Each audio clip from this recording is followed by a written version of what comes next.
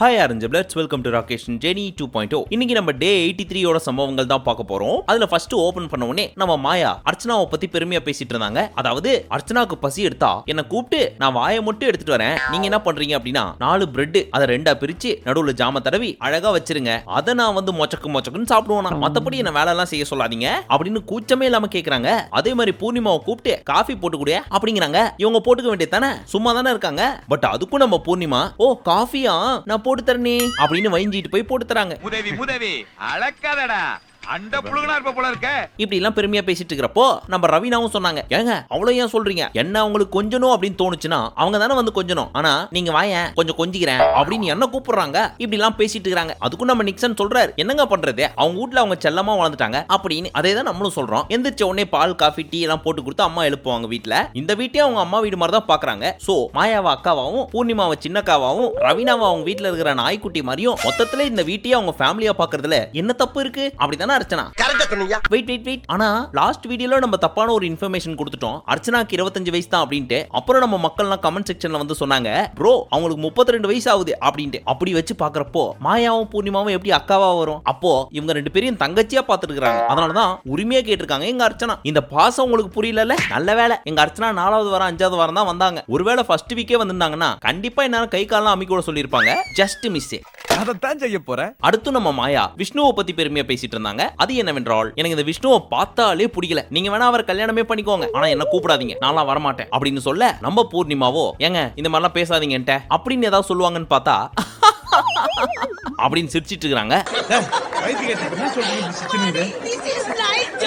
அதுக்கு இவங்க என்ன சொன்னாங்க அப்படின்னா, ஏங்க எனக்கு வயசெல்லாம் பெரிய விஷயம் கிடையாது, ஆனா மெச்சூரிட்டி டிஃபரன்ஸ் இருக்கு இல்லையா, இந்த பீஸுக்கு மெச்சூரிட்டியே கிடையாது. அப்படி இருக்கிறப்ப எப்படி இந்த பீஸோட உயிர் வாழ முடியும்? வாழ்க்கையில சண்டை இருக்கலாம், ஆனா சண்டையே வாழ்க்கை ஆயிட்டா சோ அப்படிதான் இருக்கும். விஷ்ணுவை நான் கல்யாணம் பண்ணிக்கிட்டேன் அப்படின்னா அப்படின்னு அதுக்கு ஒரு எக்ஸ்பிளனேஷன் வேற கொடுக்குறாங்க. நல்ல வேலை பக்கத்துல நம்ம விஷ்ணு உட்கார்ந்து இல்ல, ஒருவேளை அவரும் உட்கார்ந்து இருந்தாருன்னு வச்சுங்க, செம்ம காமெடிப்பா அப்படின்னு அந்த பீஸும் உழுந்து சிரிச்சிருக்கும், உள்ளுக்குள்ள பெருமை வேற பட்டிருக்கும். அடுத்த சம்பவம் அர்ச்சனா வெர்சஸ் தினேஷ். அதுல நம்ம அர்ச்சனா பாத்திரம் கழுவிட்டு இருக்காங்க. அப்போ சாதம் வடிச்ச பாத்திரம் இருக்கும் தெரியுமா, அதுல ஃபுல் சோத்தி நக்கிட்டு தண்ணி ஊத்தாமலே வச்சிருக்காங்க போல இருக்கு, அதுவும் காஞ்சி போயிருக்குது. சோ தினேஷை கூப்பிட்டு என்ன கேட்டாங்க, ப்ரோ இதுல தண்ணி ஊத்தி வச்சிருக்கலாமே ப்ரோ, கழுவுறதுக்கு ஈஸியா இருந்திருக்குமே, ஏன் அதை பண்ணல அப்படின்னு கேட்க, வந்துச்சியா இத்தனை நாளா மத்தவங்க நோண்டிட்டு இருந்துச்சியா, இப்ப என்கிட்ட வந்துட்டியா, பாத்திரம் கழுவு முடிஞ்சா கழுவுமா, இல்ல வச்சுட்டு போயிட்டே இரு, சும்மா நொய்ன்ற அப்படின்னாரு தினேஷ். ப்ரோ என்ன நினைச்சிட்டு இருக்கீங்க, நான் வந்த வீக்கெல்லாம் பயங்கரமா பாத்திரம் இருந்துச்சு, எல்லாத்தையும் நான் தான் கழுவுனேன், எவ்வளவு கை வலிச்சது தெரியுமா, ஆனா அதை நான் பண்ணல, அந்த மாதிரி இதெல்லாம் பண்றது பெரிய விஷயம் கிடையாது, பட் இருந்தாலும் தண்ணி ஊத்தி வச்சிருக்கலாம் அப்படின்னு சொல்ல, ஏன் ஊற வச்சுட்டு 1 மணி நேரம் கழிச்சு வந்து கழுவ வேண்டியது தானே, நோ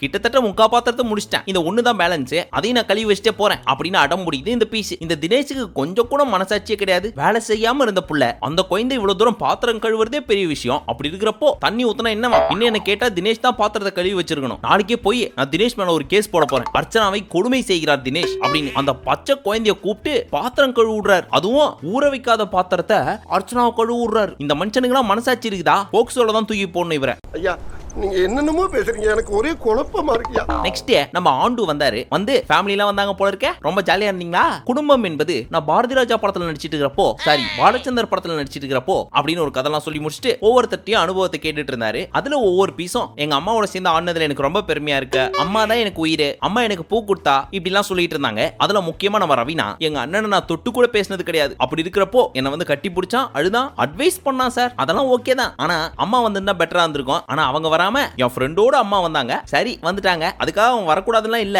சந்தோஷம் தான், இருந்தாலும் எங்க அம்மா வந்திருக்கலாம் அப்படின்னு அமெரிக்கன் ஆன்ட்டியை அசிங்கப்படுத்தி விட்டாங்க நம்ம ரவீனா. அசிங்கப்படுத்துறேன், இன்சல்ட் பண்றேன். அடுத்து முக்கியமா நம்ம நிக்சன், எங்க நைனா எதுக்கு வந்தாருன்னே தெரியல சார், இவர் எதுக்கு வந்தாரு அப்படின்னு ஆச்சரியமா பாத்துட்டு இருந்தேன். ஆமா நிக்சன் பிளாக் வேற பண்ணிட்டார்ல அப்படின்னு கேட்டதுக்கு, ஆமா சார் பிளாக் பண்ணிட்டாரு. ஏன் நீ போய் அன்பிளாக் பண்ணுன்னு சொல்லக்கூடாதா? சொல்லலாம், அதுக்கு அவர் அன்பிளாக் பண்ணாதானே சொல்ல முடியும், ஏன் நேர்ல போய் சொல்லு. அது முடியாது சார், முடியாது, இரு டீ குடிச்சிட்டு வந்து அட்வைஸ் கொடுக்குறேன் உனக்கு அப்படின்ட்டு டீ குடிக்க போயிட்டார். அப்படின்னா கேட்க போறீங்க வந்து ஒரு சில அட்வைஸ் எல்லாம் கொடுத்து முடிச்சுட்டு மறுபடியும் அடுத்து ஒரு டாபிக் கொடுத்தாரு. இப்போ உங்க ஃபேமிலி எல்லாம் வந்தாங்க, அவங்க கொடுத்த அட்வைஸ்ல எல்லாம் எது உங்களுக்கு ஏற்றுக்கொள்ளும் படி இருந்தது, எது ஏத்துக்காத மாதிரி இருந்துச்சு, வரிசையா சொல்லுங்க அப்படின்னு இந்த டாபிக் எடுத்து விட்டு மறுபடியும் பேச விட்டார். பாவம் அவர் என்னதான் பண்ணுவாரு, ஏதாவது சம்பவம் உள்ள நடந்துச்சுனா தானே அதை பத்தி பேசுறதுக்கு, ஒண்ணுமே இல்லாம பேசுனா என்ன பேசுவாரு, அப்படிலாம் கேட்க முடியாது. எங்க ஆண்டவருக்கா பேச சொல்லி கொடுக்கணும். நேத்து மட்டுமே பாலச்சந்தரை பத்தி நோட் பண்ணி பார்த்ததுல 15 நிமிஷம் பேசியிருக்காரு. அவர் மொத்தத்துக்கே பேசினது 40 நிமிஷம் தான். சோ அவருக்கு பேசலாம் சொல்லி கொடுக்க தேவையில்ல, அதே சமயம் பேசுங்கன்னு சொல்லி மைக்கும் கொடுத்துருக்க தேவையில்ல.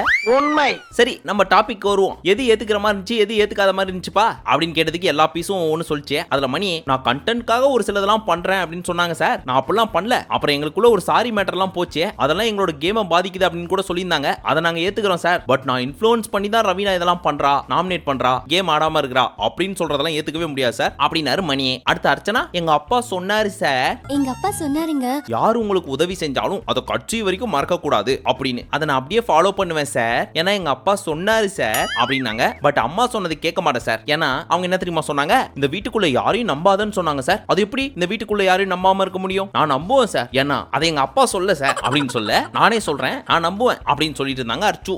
வேற என்ன சொன்னாரு உங்க அப்பா? அப்புறம் பூர்ணிமா சார் நான் எப்ப பார்த்தாலும் டவுனாவே இருக்கேன் அப்படின்னு சொன்னாங்க சார். எஸ்பெஷலி நீங்க திட்டினதுக்கு அப்புறம். எது நான் திட்டினா? நான் திட்டி நீ பாத்திருக்கியா சார்? அப்படி சொல்ல வரல சார். அதாவது நீங்க வார்னிங்லாம் கொடுக்குறீங்களே அதுதான் சொல்ல வந்தேன். நீங்க தப்பா புரிஞ்சுக்கிட்டீங்க சார். இங்க பாருமா, எனக்கு நல்லா திட்ட தெரியும். ஏன்னா நான் திட்டு நிறைய வாங்கி இருக்கிறேன். நான் திட்ட ஆரம்பித்தால் நீங்க தாங்க மாட்டீங்க பாத்துங்க அப்படின்னு மைண்ட் வாய்ஸ் ஓட்டினாரு. இல்ல சார் நீங்க சொன்ன மாதிரி உங்களோட அட்வைஸ் எல்லாம் கேட்டு ஃபர்ஸ்ட் வீக்ல இருந்தே பண்ணிருந்தேன் அப்படின்னா நானும் டாப் பிளேயரா வந்திருக்கிறதுக்கு சான்ஸ் இருக்குது. அப்போ நீங்க டாப் பிளேயர் இல்லையா? யாரு டாப் பிளேயர்? நக்கல் தானே உங்களுக்கு அப்படின்ற மாதிரி ஒரு லுக் விட்டு உட்காந்துக்கிட்டாங்க. லாஸ்ட் அண்ட் ஃபைனலி இந்த டாபிக் ரவீனா என்ன சொன்னாங்க அப்படின்னா, சரி எனக்கு வந்து நிறைய அட்வைஸ் எல்லாம் கொடுத்தாங்க. ஆனா அதை நான் கோவத்தின் வெளிப்பாடா தான் எடுத்துக்கிட்டேன். எடுத்துக்கிட்டீங்களா? ஆமா. எது கோவப்பட்டாங்கன்னு நினைக்கிறீங்க? ஆமா சார், எல்லாரும் மணி கூட உட்காந்து பேசிக்கிட்டேன். என் கேம் ஆடாம இருக்கிறேன் அப்படின்னு மட்டும் தான் சொன்னாங்க. அப்படி மட்டும் தான் சொன்னாங்க. சரி அப்புறம் அவர்கிட்ட கோச்சிட்டு மத்த யாரு கூடயுமே விளையாட மாட்டேன், பேச மாட்டேன் அப்படின்ற ஒரு கம்ப்ளைண்ட்டையும் சொன்னாங்க. சோ அந்த அட்வைஸ் எல்லாம் கேட்டு ஒழுங்கா இருக்கேன் சார். ஒழுங்கா இருக்க நீ அப்படி இல்ல சார். வந்தவங்க என்ன சொல்லிட்டு இருந்தாங்கன்னா, எனக்காக அவர் நிக்கல அப்படின்னா சொல்லிட்டு இருந்தாங்க. ஆனா ஒரு நைட் ஃபுல்லா உட்கார்ந்து யோசிச்சு பார்த்தேன் சார். அவர் எனக்காக நிக்காத இடமே கிடையாது. சோ அதை நான் ஏத்துக்கவே மாட்டேன் சார் அப்படின்னு அங்கேயே மணியை விட்டு கொடுக்காம நம்ம ரவீனா பேசினாங்க. அதுக்கப்புறம் தான் நம்ம மணி முகத்துல லைட்டா சிரிப்பு வந்துச்சு. எப்பாடா அமெரிக்கன் ஆன்ட்டி வந்து பேசுறப்ப கூட ஒரு வார்த்தை எடுத்து பேசல. ஆனா இப்போ எனக்காக ஏதோ ஒன்று பேசினியே அது வரைக்கும் சந்தோஷம் அப்படின்னு நினைச்சிட்டாரு. சந்தோஷமான விஷயம் சொல்லிருக்கேன், ஏன் இப்படி மூஞ்ச உம்முன்னு வச்சிருக்கீங்க? நல்லா சிரிங்க ஜாங்கிரி. நெக்ஸ்ட் ப்ளூ சட்டை மாறன் தாக்கப்பட்டார். என்னது ப்ளூ சட்டை மாறனா? புது கண்டஸ்டன்டா? வைல்ட் கார்டா?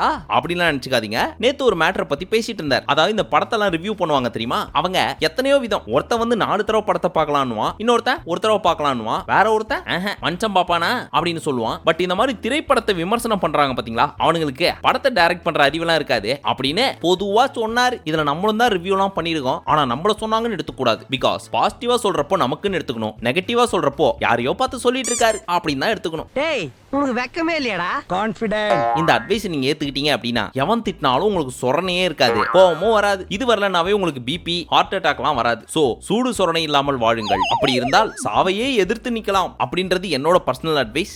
அப்படியே இப்படி வா.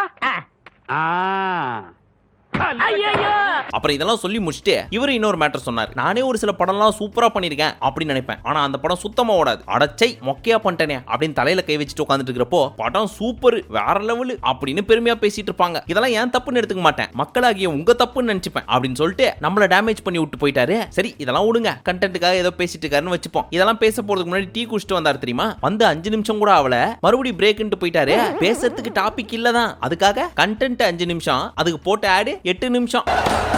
என்ன என்ன எடவி அது? இதனாலதான் இன்னைக்கு வரைக்கும் விஜய் டிவி நம்பர் 1 டிவியா இருக்கிறாங்க தமிழ்நாட்டுல. உழைக்க தெரிஞ்ச கும்பலுப்பா. மறுபடியும் பிரேக் முடிச்சுட்டு வந்த நம்ம ஆண்டு அடுத்த டாபிக் என்னவென்றால், இதுவரைக்கும் அந்த சீசன்லயே இந்த சீசன் தான் சனிக்கிழமை ஞாயிற்றுக்கிழமை என்ன அடி வாங்கினாலும் அடுத்த நாள் எதுவுமே நடக்காத மாதிரி மண்டே மார்னிங் ஃப்ரெஷ்ஷா ஸ்டார்ட் பண்ணுவீங்க இப்படி எல்லாம் பெருமையா பேசிட்டு இருந்தார். எது இதுங்கெல்லாம் ஃப்ரெஷ்ஷா வந்து ஸ்டார்ட் பண்ணுதா?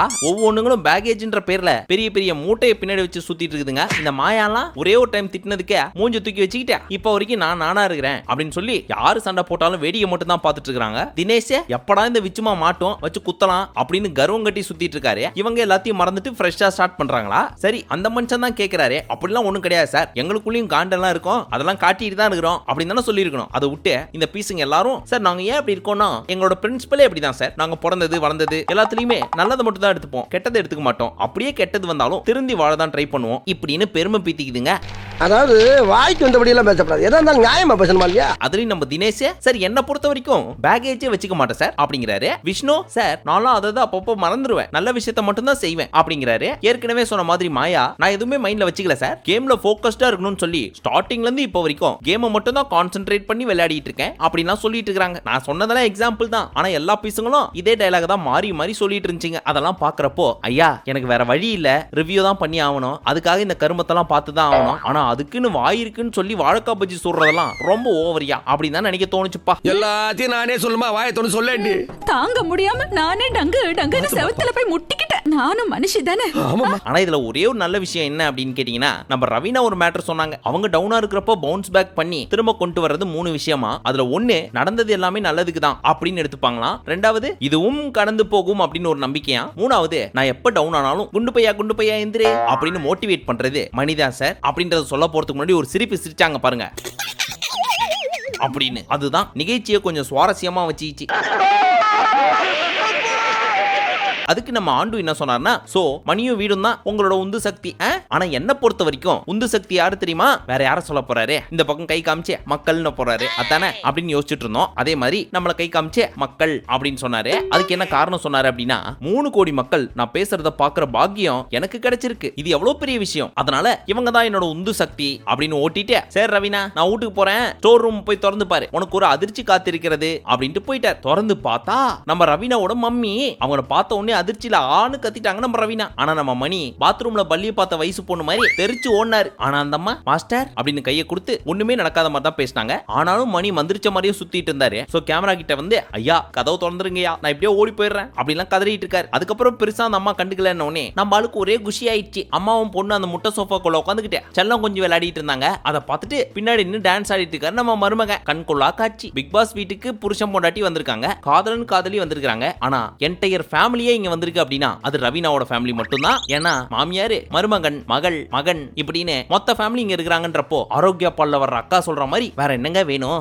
சந்தோஷமான குடும்பம், இதுக்கு மேல என்னங்க வேணும்? ஆனா நம்ம பிக் பாஸ் சொல்லி அமிச்சிட்டாரா என்னன்னு தெரியல. ஏமா உள்ள போனீங்களா, பொண்ணை மோட்டிவேட் பண்ணீங்களா, வந்தீங்களா, அத்தோட இருக்கணும். அட்வைஸ்ன்ற பேர்ல அந்த ஆன்ட்டி வந்து கெடுத்து விட்ட மாதிரி எதுவும் பண்ணக்கூடாது அப்படின்னு அதுக்கேத்த மாதிரி இந்த அம்மா வந்து முத்த மழையா பொழிஞ்சு மணிக்கிட்ட பாசமா பேசி, என் பொண்ணை பார்த்துட்டேன் அதுவே எனக்கு போதும், இனி மாத்திரை மருந்தே வேண்டாம் அப்படின்னு ஹாப்பியா போனாங்க. என்னதான் பிக் பாஸ் சொல்லியிருந்தாலும் ஒரு அம்மாவை இவங்களுக்கு பிடிக்கல அப்படின்றப்போ கேமராவது ஆகுது, ஏன்டி எப்படி பண்ண அப்படின்னு நம்ம அகிலா ஆன்ட்டி மாதிரி கேள்வி கேட்காம, உன் கேம் நீ ஆடு, நான் உனக்கு அட்வைஸ் பண்ண போறது கிடையாது, நல்லா ஆடிட்டு இருக்கிற, அதே நேரத்துல யாரையும் ஹர்ட் பண்ண அப்படின்னு சிரிச்சு பேசிட்டு போனாங்க. அதெல்லாம் பாக்குறப்போ, ஹலோ அமெரிக்கன் ஆன்ட்டி பார்த்து கத்துக்குங்க, இன்னமோ தங்க புங்குன்னு குதிச்சிங்க, ஐ எம் ரெப்ரசென்டிங் லதா அப்படியே அப்படின்னு அவங்க என்னன்னா கூலா வந்துட்டு முத்த மழையெல்லாம் பொழிஞ்சிட்டு 5 ஸ்டார் மருமகனுக்கு ஷேர் பண்ணிட்டு ஜாலியா தான் போனாங்க. ஆனா நீங்க ஏன் வந்து அவ்வளவு பிட்டு போட்டீங்க? இதுல கோட் ரெட் வேற.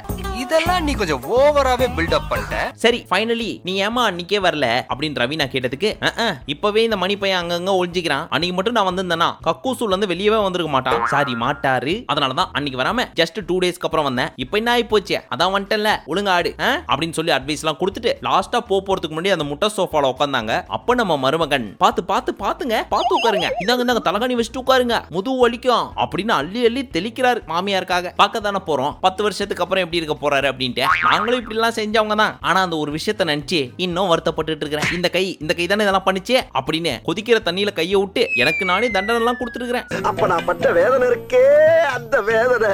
சரி இப்போ எவிக்ஷன் யார் எவிக்ட் ஆக போறாங்க அப்படின்னு சொல்லி ரொம்ப ஆர்வமா இருப்பீங்க. ஆனா அன்அஃபிஷியல் ஓட்ஸ் எல்லாம் பார்த்திருப்பீங்க, பட் அதுல ஒரு மாற்றம் பண்ணிருப்பாங்க அப்படின்னு நீங்க நினைச்சிருப்பீங்க. ஆனா அதான் கிடையாது, ரொம்ப வளர்க்குறோமா. சரி வெளியே போனது நம்ம டைட்டில் வின்னர் விக்ரம். என்ன ஆறுதல் சொல்ல போறோம்னோ தெரியல. விக்ரம் கான் கேக்குறீங்களா? இல்ல யாருக்கோ. சரி சனிக்கிழமை தான் பொதுவா நம்ம ஆண்டவர் வந்து முக்கியமான வறுவல்கள் பொரியல்கள்லாம் பொரிச்சு எடுப்பாரு. ஆனா சனிக்கிழமை இவ்வளவு மொக்கையா போச்சு அப்படின்னா ஞாயிற்றுக்கிழமையான இன்னைக்கு ஐ திங்க் ஸ்டார்டிங்ல இருந்து எண்டிங் வரைக்கும் புத்தக பரிந்துரை அப்புறம் பயண வீடியோ இது 2 மட்டுமே பேசி 1.5 மணி நேரத்தை ஓட்டிடுவாருன்னு நினைக்கிறேன். என்ன பண்றாருன்னு வெயிட் பண்ணி பார்ப்போம். மீண்டும் உங்களை நாளை சந்திக்கும் வரை நன்றி, வணக்கம், நமஸ்தே, நமஸ்கார்.